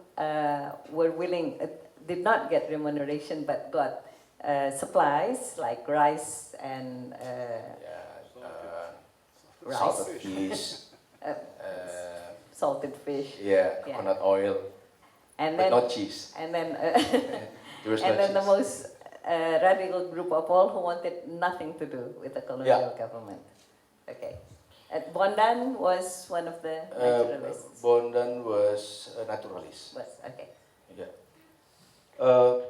Kemudian ini menjadi kamp tahanan politik sampai Jepang datang pada Maret 1942. Waktu itu Belanda mengadakan perlawanan tapi tidak berarti. Kalah di Kalijati, mereka mengaku kalah dan menyerahkan, dan Hindia Belanda itu kemudian diambil alih oleh Jepang. Tapi tidak semua langsung diambil oleh Jepang, karena 43 Hollandia yang kita kenal sekarang sebagai Papua itu masih di bawah kekuasaan Belanda, tapi sudah diserang. Karena kalau kita lihat salah satu film di HBO tentang pertahanan daerah Pasifik gitu ya, itu terjadi perang yang sangat keras juga dengan Jepang, tapi kemudian akhirnya mereka harus tinggalkan. Dan kemudian ada pertanyaan, mau diapakan ini tahanan-tahanan ini? Kemudian tahanan ini diputuskan, waktu itu Panderplas. Panderplas ini orang penting, dia bekas gubernur Jawa Timur, yang kemudian nanti juga memainkan peranan penting bersama Van Mook dalam periode revolusi di Indonesia. Akhirnya dicapai keputusan, tahanan politik ini kita bawa ke Australia. Kenapa di Australia? Karena pemerintah Belanda ketika Jepang datang itu punya konsesi wilayah di Brisbane. Mereka mendirikan apa yang disebut Netherlands Indies Civil Administration. Nah, ketika Nazi menduduki Belanda, Ratu Juliana mengungsi ke London, di mana dia mendirikan exile government di sana. Jadi semua pindah. Nah, di Australia Belanda punya konsesi di Brisbane, maka ini dibawa. Namun menjadi persoalan kemudian akan diaku sebagai apa nih si tahanan-tahanan ini? Karena kalau kita katakan kepada Australia ini tahanan politik, ini menjadi persoalan kemudian. Akhirnya diaku-aku lah oleh Plus ini prisoner of war. Ya dianggap membantu Jepang kira-kira. Sehingga pemerintah Australia waktu itu tutup kuping, tutup mata, dan tidak, wah ini kalau gitu mau orang bahaya, dan tahanan perang itu dia harus disimpan di camp khusus, dan disimpan, mereka ditahan di Kora dan beberapa daerah lain. Maka Bondan dan beberapa teman-temannya lain itu datang ke Australia sebagai tahanan perang. Ada siapa saja di rombongan itu? Ada beberapa nama penting. Ada Winanta misalkan. Winanta ini yang menulis cerita pendek kecil, kemudian dicetak, itu Buron dari Digul. Ini cerita fiksi, tapi berdasarkan pengalaman tentang 2 atau 3 orang tahanan Digul yang mencoba melarikan diri, ternyata cuma muter-muter aja di Digul dan balik lagi ke kamp. 1 mati dimakan buaya, 2 balik lagi ke kamp. Dan mereka merencanakan mau berenang pergi ke Australia, tapi nggak jadi karena kena setan apa itu yang muter-muter gitu ya. Nah, Winanta ini penting juga, dia kemudian sangat aktif. Yang kedua ada nama Jamaluddin Tamin. Jamaluddin Tamin ini sebetulnya dia dekat dengan Tan Malaka. Saya lupa, dia itu ditangkap kalau tidak salah mungkin di Singapura, kemudian dideportasi ke Hindia Belanda dalam sebuah penggerbekan. Temannya ada yang mati, Subakat kalau nggak salah. Jadi Jamaluddin Tamin ini dia ikut juga, dan kemudian menjadi ketua komite Indonesia Merdeka, di mana Bondan menjadi sekretarisnya. Nah, kalau kita lihat ini kelompok lain-lain. Bondan itu Pendidikan Nasional Indonesia. Kemudian Jamaluddin Tamin itu Murubal, ya, Tan Malaka. Kemudian ada Sarjono PKI yang kemudian nanti datang ke Indonesia mereka. Nah, ini memperlihatkan juga adanya dinamika di antara mereka sendiri. Misalkan Sarjono itu kalau menurut Bondan tidak mau segera bergerak ketika terdengar berita Indonesia merdeka. Karena Bondan melihat dan ingin memastikan apakah republik ini bentukan Jepang atau bukan. Ini menjadi isu penting waktu itu. Isu penting, sangat penting. Dan ini juga isu yang berkembang saat itu di kalangan aktivis politik. Ada klik antara sebagian orang dalam Partai Komunis Indonesia yang katanya menerima uang dari Panderplas untuk melawan Jepang. Tapi memang di tahun 42 itu berdiri, sebetulnya dari tahun 30-an, tahun 35 berdiri apa yang disebut gerakan rakyat, gerakan antifasis. Ini didirikan oleh Amir. Kabarnya uangnya dapat dari Panderplas. Dan ini berkembang menjadi isu yang sangat cukup besar. Ini sudah di Australia. Ya, di Australia juga ada konflik di antara orang-orang Indonesia sendiri seperti Sarjono dengan Bondan dengan Jamaluddin Tamin. Jadi ada konflik di kalangan mereka. Saya coba rangkum sebentar ya. We're now into the Dutch, the Japanese come into the islands of Indonesia, the Dutch surrender, and the Dutch had to do something about these people in De Gaulle. And they were taken to Australia, to Brisbane, where Holland had a concession there in Brisbane. And what Bonnie is trying to tell us is that it was a mixed bag of people in De Gaulle sent to Australia. So there were some important names. Winata, who actually wrote fiction, wrote stories about people in De Gaulle, about rebels in De Gaulle. There's Jamaluddin Tamin, who was who headed the committee for Indonesian independence, and Bondan was the secretary, and there were some communists there. So there was all these a mixed bag of people with all their own interests, and some of them were actually not for the idea of independent Indonesia in Australia. Enggak, mereka punya tujuan untuk memerdekakan Indonesia sama-sama. Tapi mereka punya tujuan untuk, so they were all for the independence of Indonesia, but some were leery about the fact whether the new Indonesian nation was a puppet for Japan. Jadi itu kan mereka isu yang berkembang saat itu kan memang Belanda sendiri selalu mengampanyekan bahwa pemerintahan Soekarno itu pemerintahan pikiran Jepang. Jadi di Komite Indonesia Merdeka itu kemudian mereka sama-sama sebetulnya. Bukan berarti mereka tidak punya tujuan untuk Indonesia Merdeka. Semua punya tujuan dengan Indonesia Merdeka. Dan semua ingin Indonesia Merdeka. Baik yang komunis, baik yang nasionalis, baik yang kelompok lain pun sama. Nah, di dalam film tadi kita juga mendapatkan gambaran bagaimana perjuangan merebut ataupun memperjuangkan kemerdekaan Indonesia itu tidak seperti yang kita terima selama ini sebagai pelajaran sejarah. Pelajaran sejarah di Indonesia itu sangat militeristik, karena setelah 65 pada masa Orde Baru meninggalkan satu ideologi hipermilitarisme kalau menurut Jeffrey Robinson, sehingga semua tampak sangat seperti perjuangan bersenjata. Padahal faktanya ini not only armed struggle, tapi ini juga bagian dari perjuangan politik dan dilakukan oleh orang-orang dari berbagai macam belahan bangsa. Yang berikutnya dari film yang sama tadi dan juga dari kisah Bondan, kita mendapatkan cerita tentang bagaimana pentingnya perjuangan buruh dan solidaritas buruh di dalam perjuangan kemerdekaan Indonesia. Dan gerakan ini jauh lebih tua, jauh lebih mula daripada gerakan ataupun apa yang dilakukan oleh organisasi yang militeristik, gitu kan. Jauh lebih tua. Ini yang hilang dari historiografi kita. Ini yang hilang dari pelajaran sejarah kita. Nah, karena apa?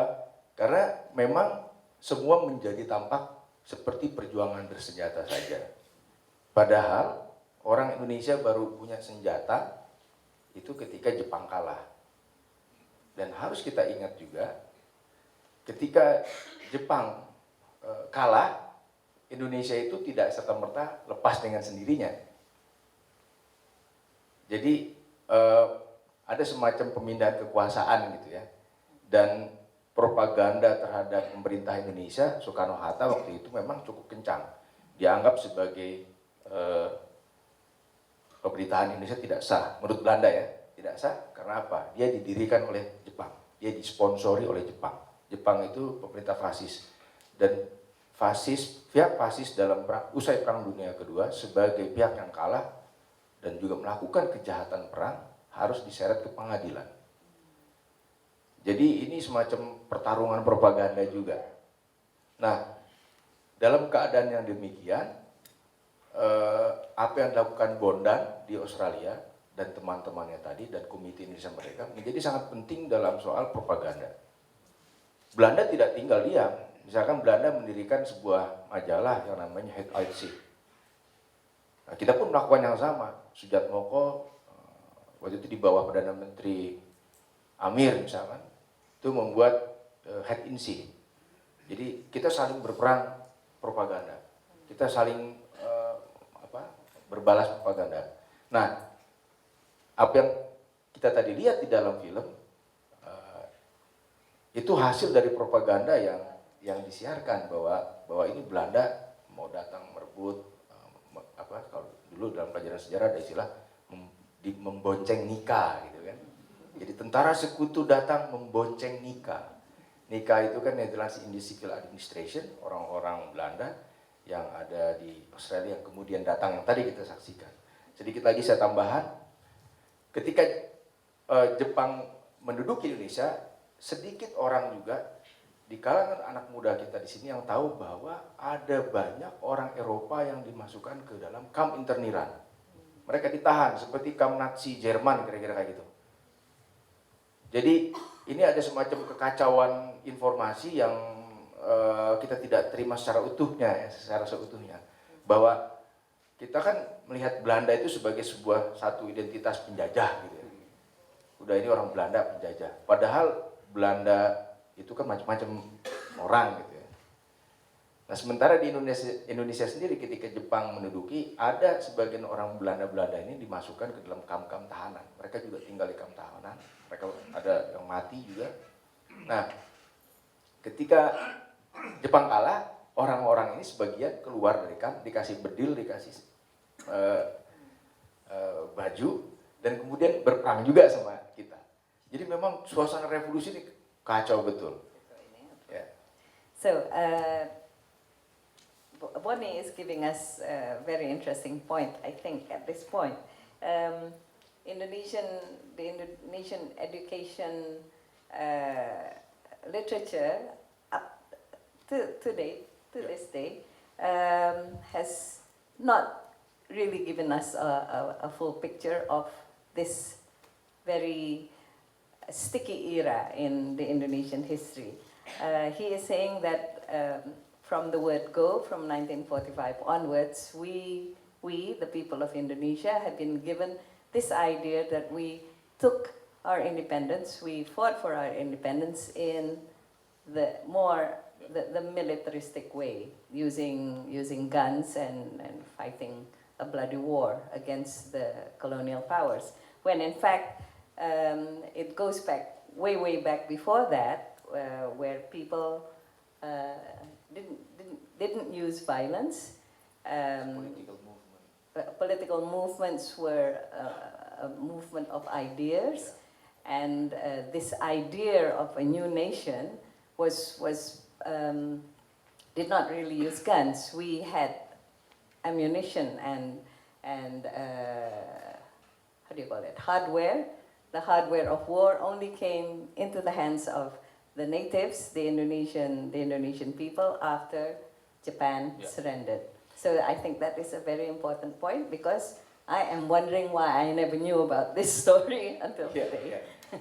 Ya, jadi ada pemahaman yang salah, semua dianggap bahwa kita itu berjuang dengan senjata, peperangan segala macam. Padahal ini perjuangan yang melibatkan solidaritas banyak orang.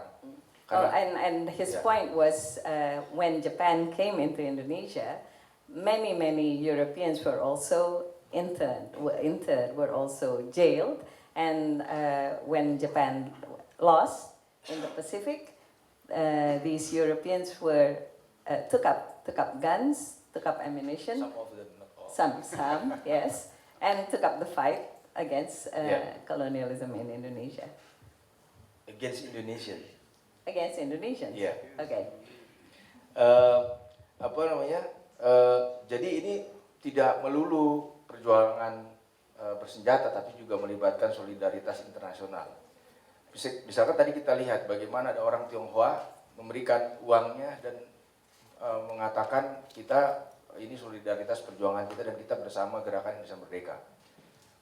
Sementara belakangan hari ini yang bilang Cina nggak ada hubungannya sama gerakan kemerdekaan Indonesia, ya kan?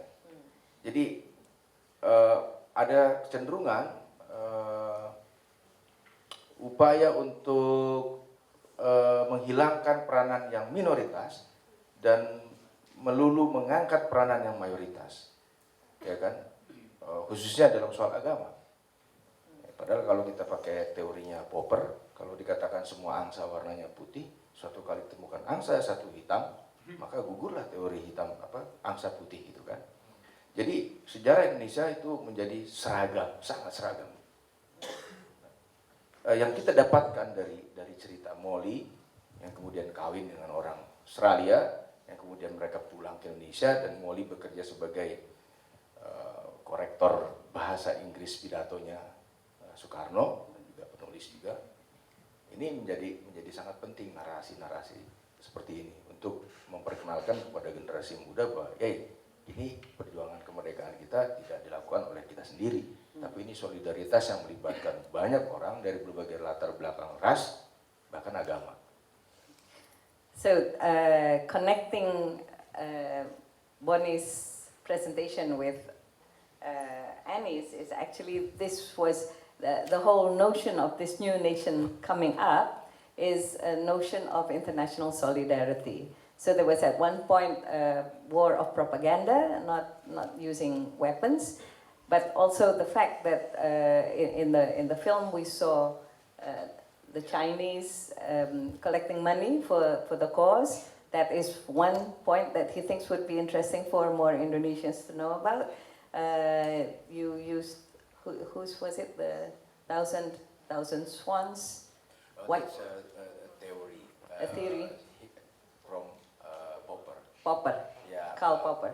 Yeah, Karl Popper. Karl Popper's theory of you have 1,000 white swans and only one black swan means there is no 1,000 white swans. Ya, tidak bisa membuktikan bahwa semua angsa itu putih. Yang mau saya katakan di sini tidak berarti dalam sejarah itu kalau kita katakan yang mayoritas itu ternyata yang katakan satu agama tertentu punya peranan dan orang-orang yang beragama itu punya peranan, itu kan menafikan peranan yang lain. Padahal di dalam sejarah kita temukan ada orang-orang yang di luar itu yang juga memainkan peranan. Okay, so every single the other also played a big part in this fight for this idea. I think what Bonnie is saying that it was a mosaic of not one majority but very many others. The others were very many in this story, and this was consolidated in the story of Molly falling in love with Bondan and coming to Indonesia, and she actually was the corrector of Sukarno's speeches in English. So she played that role, and it was also a very important role. So I think this is the narratives that you were talking about being symbolized by this love story. So we're back to the love story. I'm sorry. So, Bonnie, would you like to? Ya, terakhir saya ingin mengatakan, selain tadi kita mendapatkan gambaran bahwa sejak melalui film tadi ataupun pemaparan ini, kita mendapatkan cerita bahwa sejarah Indonesia itu sangat kaya. Satu, yang kedua, gerakan politik kemerdekaan itu tidak tunggal, dia berbagai macam perspektif kita bisa lihat, dan yang lebih penting lagi, dengan pelajaran, dengan dengan narasi seperti ini sebetulnya bisa mengajarkan kepada generasi muda untuk tidak berpikir satu saja tentang sejarah. Kalau kita lihat sekarang kan banyak sekali upaya untuk menggunakan sejarah melegitimasi peran politik di masa sekarang untuk kelompok tertentu misalkan. Contoh misalkan siapa namanya Patimura agamanya Islam. Padahal dalam kolonialisme yang saya nggak peduli agamanya apa, gitu. Yang penting kalau dia ngelawan kolonialisme dia pahlawan kita.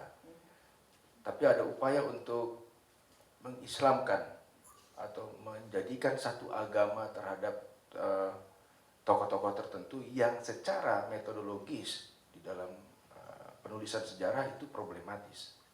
Ya, misalkan Gajah Mada jadi Gajah Mada, Majapahit itu apa? Ya.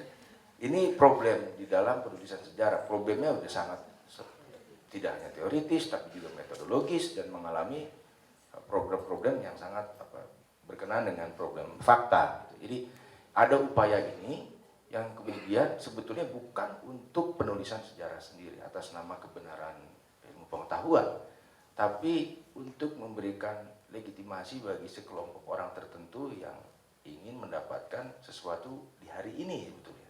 Jadi ini yang terjadi sekarang. Kalau kita lihat di sosial media, kita cermati di beberapa tulisan-tulisan yang beredar di media sosial, ini yang terjadi. Nah, narasi-narasi seperti ini kalau kita perkenalkan lebih luas, itu sebetulnya membuka pikiran, gitu kan, membuka pikiran kita bahwa Indonesia tidak sesempit yang mereka pikir. Apalagi dengan teori kosmopolitanisme yang diungkapkan oleh Annie tadi. So, according to Bonnie, tonight is a very important event because we are suddenly given another picture of how Indonesia came into being. It is not a story of one majority, one narrative, but a mosaic of many narratives, and a lot of people were involved in creating this new notion of this idea that became Indonesia. It is made up of very many different characters with their coming from different backgrounds, ordinary people with different ideas, and he thinks that an event like this could give us this perspective that it is not one single story but made up of many stories, which should be food for thought tonight, because I think our education is pretty one-sided. That was your idea, not mine. But I agree. And he's saying that all this this repression of this idea that it came from a lot of many different backgrounds has repercussions to politics even today. I think we'll end on that note. And now it's question and answer time. We have a little bit more time. We went over time, but I think we can entertain. Kita bisa minta 3 pertanyaan, kalau bisa ringkas, padat, dan jelas, dan ditujukan kepada siapa? Ada yang mau bertanya? Oke, 1. Ada lagi? Silakan, Bapak dulu. Okay. Well, it was a wonderful film, and a very stirring film.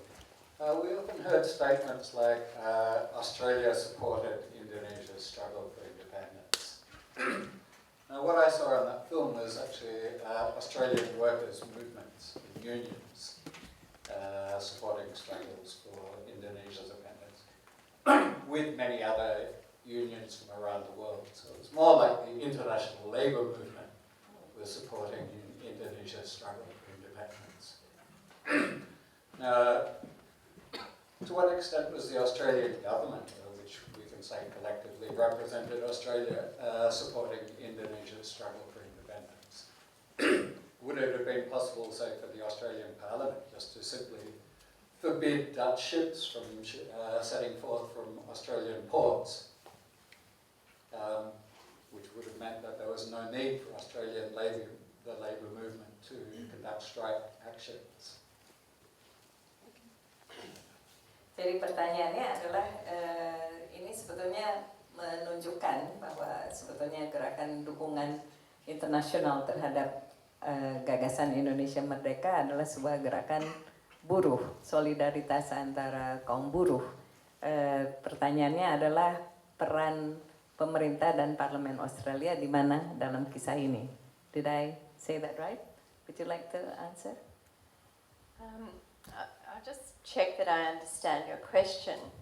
Are you saying what was the part of the Australian government, and why didn't they just stop the ships? Is that what you're saying? Pretty much. To what Yeah. extent was Australia supporting Indonesia's struggle for independence, and to what extent was it an international labour movement that was supporting Indonesia's struggle for independence, including Australian unions? I'll just deal with the last part first.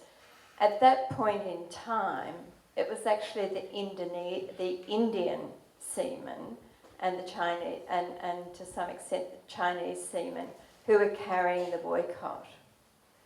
By then the Indonesian seamen had returned, and there weren't many Australian seamen on those ships. They were mostly Indian seamen. So the Indians played a huge part in the boycott.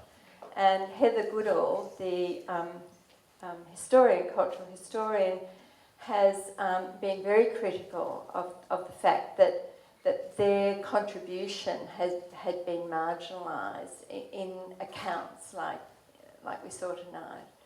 So the Indian contribution was made at considerable expense to the men who went on strike. When they returned to India, their work permits were marked in such a way that they couldn't get work. And really it was Phyllis and John O. Johnson and people like that who were providing the Indian seamen with food and raising money to take care of them.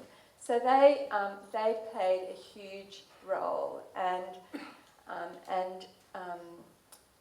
Goodall believes that the Australian Union movement didn't really acknowledge that fully. So that's the one thing. The other thing was, the thing about the Australian government was that it was trying to manage a whole lot of conflicting interests. It had only really come into its own as almost at this period. It was kind of emerging from being, under the it didn't have its own Department of External Affairs before this time, for example. So there was increasingly they were being coerced, I think, into ensuring that they had to stand up to the Dutch. The Dutch weren't happy about them taking control of the repatriation, for example. So they found non-Dutch ships for that. And they guaranteed they would repatriate people safely. So the Australian government was actually walking this fine line, I think, between balancing a whole range of interests. And I mean, I suppose we might want to focus on the really positive things, but there were contradictions in the way that they were, the actions that they were taking. So on the one hand, they were supportive of the independence, but at the same time they were sending troops, to support the British and what they were doing. So it was all a very complex set of circumstances. Jadi jawabannya Annie adalah sebetulnya peran kapal India itu, kapal India itu punya peran yang jauh lebih besar ketimbang yang tergambarkan di dalam film ini. Dan para pelaut yang memboikot, yang tidak jadi mau mengangkut amunisi ke Pulau Jawa, itu kemudian waktu pulang ke India itu mereka tidak bisa mendapat pekerjaan lagi. Jadi itu peran pelaut India dan pelaut China itu yang banyak perannya, yang hampir tidak tergambarkan. Tetapi menurut Annee, peran pemerintah Australia sebetulnya juga mereka dalam posisi sangat sulit, jadi mendukung kemerdekaan Indonesia tetapi tidak bisa menunjukkan secara terang-terangan. Jadi sebetulnya berjalan di garis yang sangat tipis, labil, di posisinya yang sangat sulit. I think in 1947 or 1948 there was a Renville Agreement. Indonesia chose Australia as a mediator. There was a committee of good office. There are 3 countries represented. Belgium was represented, Netherlands, and Australia was chosen by Indonesia as mediators. So I think Australian government also had played an important role on the agreement, Renville Agreement. And Richard Kirby, if I'm not mistaken, Richard Kirby from Labour Party, Australian Labour Party also played an important role in the agreement. I think if you ask me, to Annee about what Australian government role, the Australian government trying to be a mediator in this conflict because Australia think Indonesia is very important for Australia for the future because of the location. So I think Australia had kind of agenda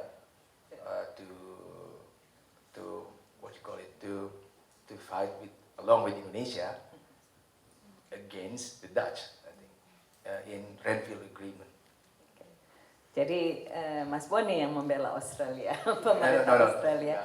Jangan lupa ada perjanjian Renville tahun 1947-48. Indonesia harus berhadapan dengan Belanda, yang dipilih oleh Indonesia untuk menjadi penengah, mediator adalah Australia. Dan Australia memutuskan untuk memihak terhadap Indonesia. Jadi dalam perundingan. Jadi peran Australia tetap saja besar di dalam cuplikan sejarah yang sedang kita bahas ini. Okay. Yes. I think what really swung or changed the Australian perspective was the first police action, and because the Dutch broke an agreement that was kind of internationally agreed, the 𝘚𝘦𝘳𝘢𝘀, and that kind of, I think, was the beginning of a lot of loss of support for the Dutch cause that might have been lingering, and I think that really resonated strongly with the Australians as well. Tambahan dari Annee, jangan lupa bahwa sebetulnya agresi Belanda pertama itu melanggar perjanjian internasional yang namanya Linggarjati. Jadi Belanda sendiri sebetulnya kehilangan banyak sekali dukungan internasional akibat pelanggaran terhadap suatu perjanjian yang sudah ditandatangani bersama. Oke, ada pertanyaan? Tadi satu dari ibu-ibu ada? Tidak ada perempuan yang mau ikut dalam konversasi? Oh, ibu-ibu. Oke, silakan. Ini dulu, Bapak ini dulu. Actually, I have 2 questions. One for Mr. Ambassador over what you were saying before. But the second one is, I think, very simple. At one point it was mentioned there are 3 cities, Mackay, Sydney and Melbourne. for Sydney and Melbourne, I guess I can understand that because they were capital cities, but why Mackay? I mean, why not, I don't know, Brisbane or Townsville or even Darwin or Cairns? Thank you. Well, Brisbane was very important. That's where the Dutch were housed. So that was why Chinkham was set up there, because that was kind of the major base really for the Dutch. And Mackay was, I think it was just a town really. It wasn't a city at all. It was just, and the reason that I think when the Dutch brought the civils, the kind of the support staff from Deagle, they housed them there. So all the the guards and the civil administration from Deagle, they housed them there. So the reason that the Deagleists were sent there was that that housing became, the families were sent there from Cara, was that accommodation became available when those people went back to Dutch New Guinea. So I don't know if that answers your question. So why not Townsville or Cairns or Darwin? Why Mackay? I have no idea. That's a good question.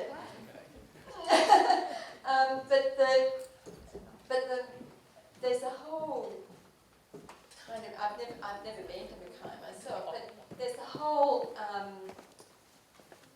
rich cultural local history around the whole thing. You can, which is really interesting. I will go there. I'll report back. Jadi pertanyaannya kenapa Brisbane, Mackay, dan kenapa tidak daerah lain seperti Darwin, dan Annie sendiri juga tidak memahami kenapa.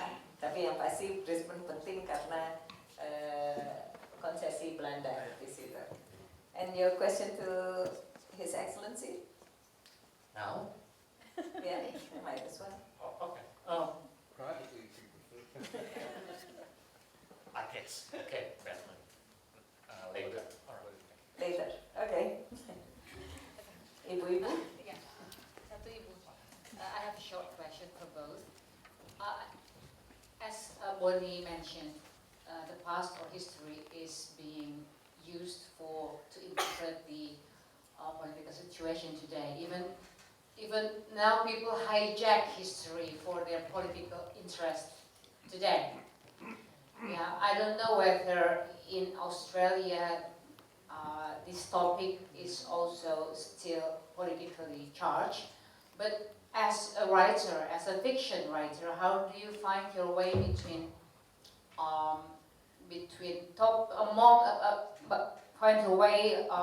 this interest or between this political competition? If you think that your books will be read by Indonesian. The question to Bonnie is, because I know that you're really concerned about how our historiography is presented in schools, in politics. What do you expect from fiction or novels or short stories that deals with history? Jadi pertanyaan yang pertama ke Annie adalah sebagai penulis fiksi, kalau memang sejarah itu dibajak untuk kepentingan terus-menerus masa depan, bagaimana cerita kisah yang satu ini akan dikelola oleh Annie? Ya, apakah hal yang sama, dinamika yang sama terjadi di Australia bagi pembaca Australia, tetapi juga karya ini akan dibaca juga oleh orang kita. Yang kepada Bonnie adalah bagaimana sejarah yang dibajak atau tidak dibajak juga tidak pola seperti ini, apakah yang bisa dilakukan oleh penulis fiksi dengan kondisi seperti ini. Annie, would you like to? No, I'd like Bonnie to go. Bonnie goes first. Bahasa ya Mbak ya.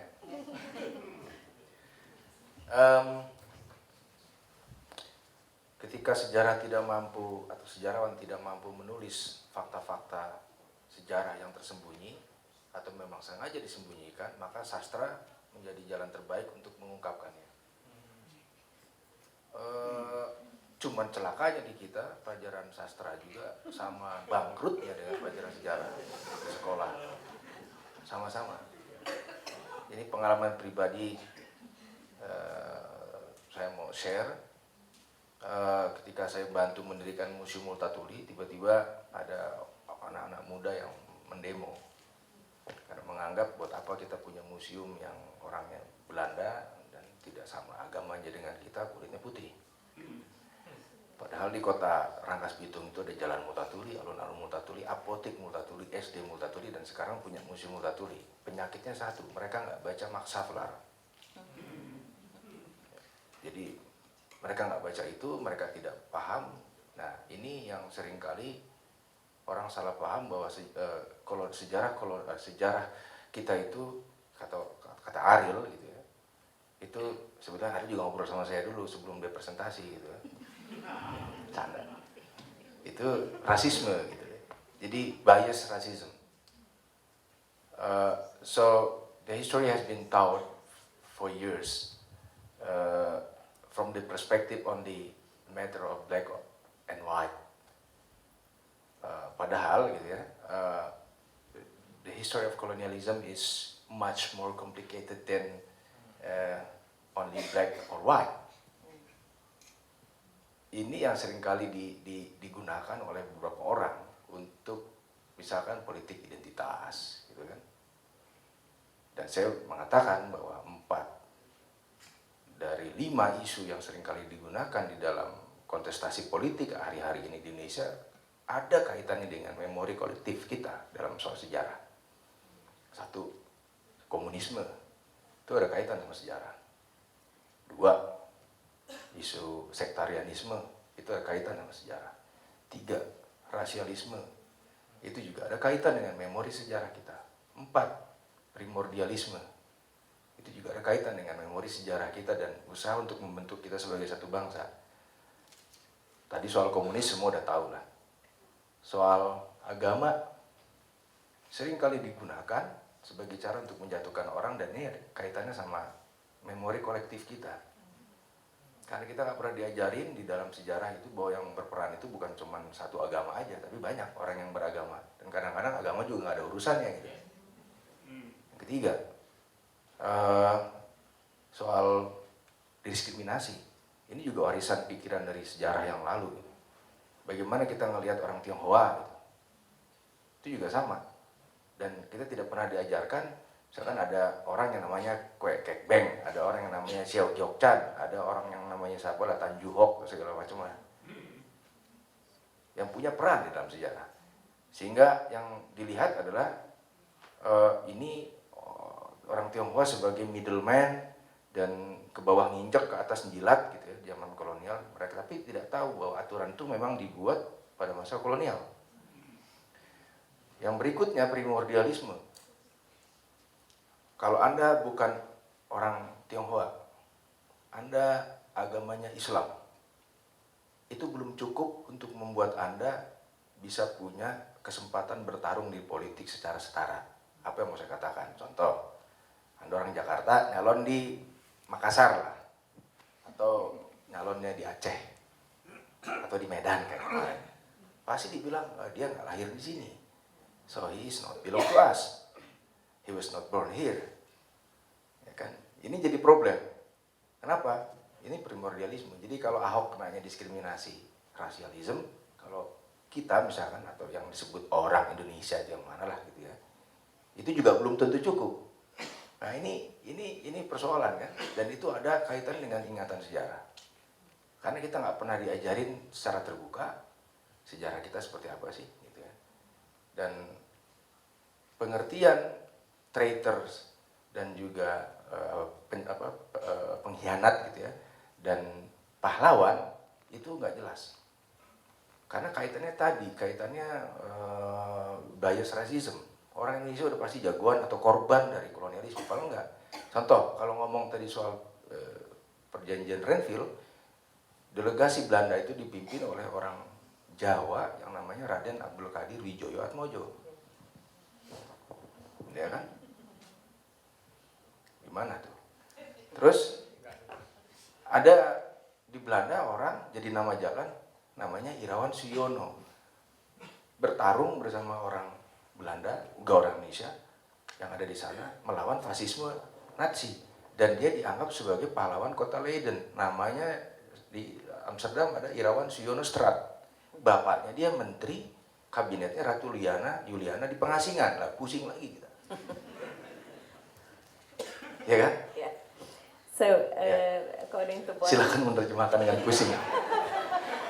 according to Bonnie, if history is not fully, we cannot study history in all its entirety because a lot of things have been hidden or have been disappeared. Hidden by design. Hidden by design, then that is where fiction comes into being. Fiction can tell us many, many truths, hiding itself as a piece of fiction, a made-up story. Having said that, literature in Indonesia also is bankrupt because we are not taught as a nation to think in a multipolar, multi-perspective way. He is telling us this story about him creating a museum of Multatuli Museum, helping the local government to establish the museum, but a person rallied in front of the project saying that Multatuli is not Indonesian born, and he's saying, but you know, you didn't read a piece of fiction that was written by Multatuli, which was a piece of Indonesian nationalism literature. And then he went on to local politics. I think you can discuss with him after our discussion here. So your answer now? Okay, I was hoping that Bonnie would actually answer my question as well. Can I just clarify what you're asking? Is what you're asking is about how a writer navigates all the different sectarian interests in the way in their writing? Is that what the question's about, or is it something else that I'm not clear about? Well, because in Indonesia, if you write this history related to colonialism, there are going to be some competition in interpretation. And in Indonesia, it's usually, like Bonnie said, the colonial history is interpreted or even given in a very patriotic way, in which religion, national identities will interfere. So, probably I don't know whether you write thinking also that Indonesian will read your book, but say, when you write a book in which you use a theme, history, in which there's going to be, it's highly politically. Do you decide to, how is your position? Do you want to, you say that literature works in the dark side because history is not clear. Even though history in Indonesia is not that clear, it's dark too, but to make it easier is that how do you choose your position, how do you navigate in a very political context? That's a great question. I think for me, it kind of comes back to something I touched on in my paper, which is the idea of the writer writing from an ethical, a kind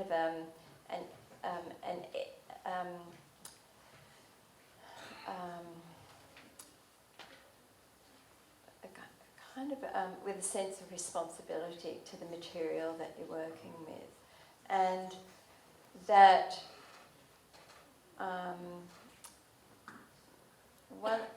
one of the problems I think with a lot of writing is that it only presents particular points of view. It doesn't present multiple points of view or multiple perspectives, and so in a way,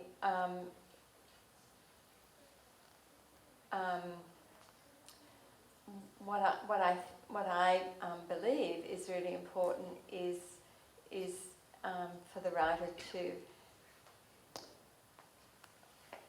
approach the task of researching with as much integrity as possible, and that and to provide characters that, or to offer characters that have a great deal of agency in relation to those many perspectives. So in a way, this kind of idea about cosmopolitanism also applies to a text, and the way that you approach the writing of the text, and the way you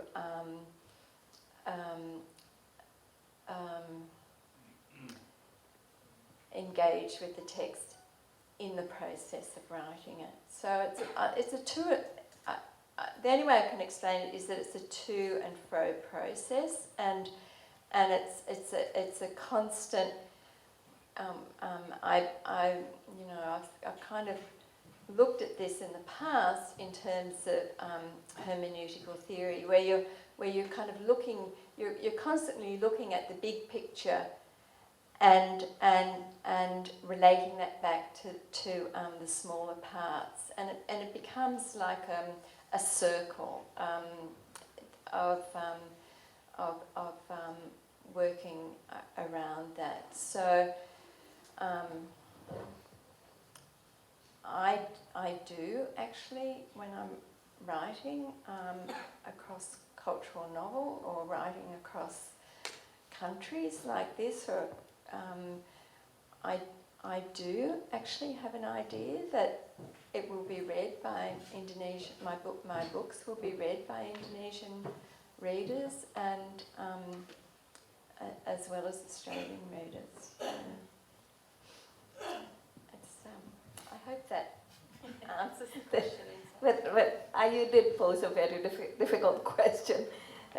Jadi jawabannya adalah penulis tetap akan mencoba etis dalam menulis fiksinya.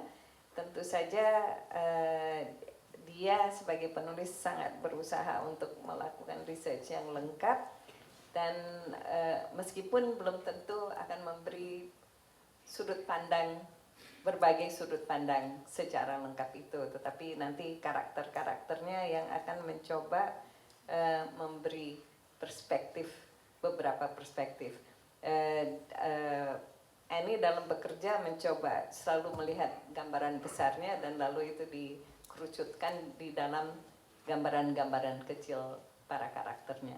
Kalau mau lebih lanjut ngomong tentang Annie, silahkan setelah ini. Saya kira kita terpaksa selesai. I think we have to round up our session. It was for me very interesting. I hope mudah-mudahan juga menarik bagi Bapak dan Ibu. I hope it was also interesting for you. A big applause for Annie and Bonnie. And thank you very much to Salihara and the Australian government for giving us this session today. Thank you. Hope to see you again in Salihara. Selamat malam dan mudah-mudahan kita ketemu lagi dalam acara-acara lain di Salihara.